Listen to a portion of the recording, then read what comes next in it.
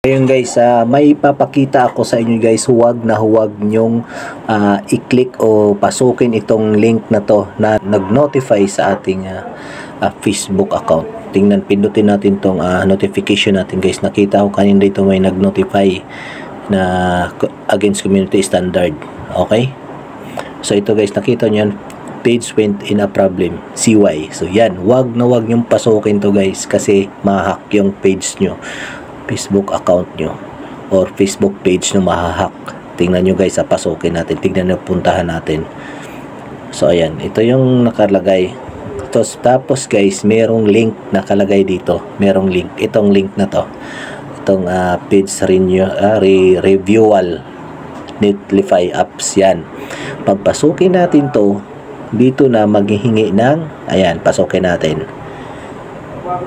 Ayan, magre-redirect tayo dito, redirect. So ayan, account restriction service. Ayan, your page will be deactivation soon. So nag-ano pa siya, no, nagbabala pa siya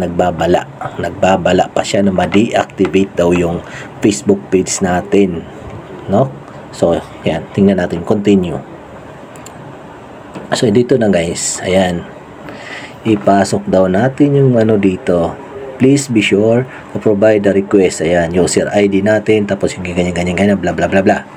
Pag once na maipasok natin yan, dyan, matik yan. Tapos pag nasubmit natin yan, ipasok, isubmit natin yan. Matik yan guys. Mahahack na yung FB page nyo.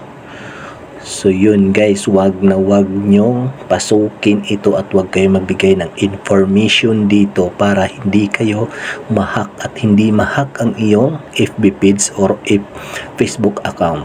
Okay?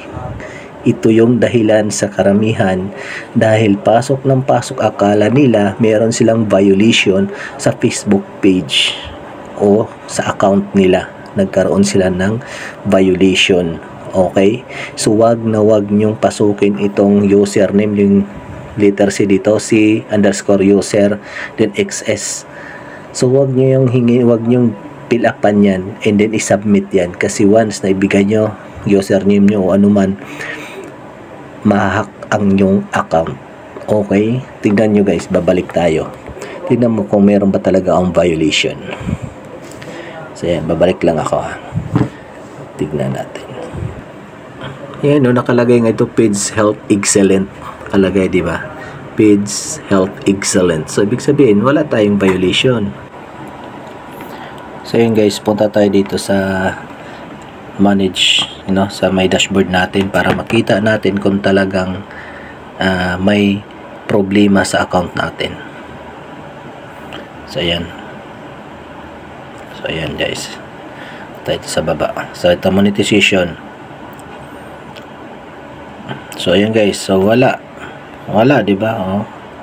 Open natin to.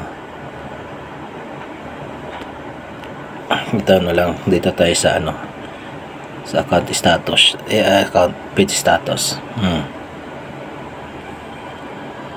Good, ayan, oh. Oh, wala, di ba? Wala. Oh, recommendable. Di ba? Kaya guys, once na makita nyo to, pag may mag-notify sa inyo na ganito, page went in problem, CY, so titignan nyo o i-open nyo, wag nyong ilagay yung mga details nyo dyan. Okay? So ngayon guys, pagka kung may natutunan kayo o naranasan nyo to, paki-comment na lang dyan sa baba. Okay? Thank you. Sana may natutunan tayo.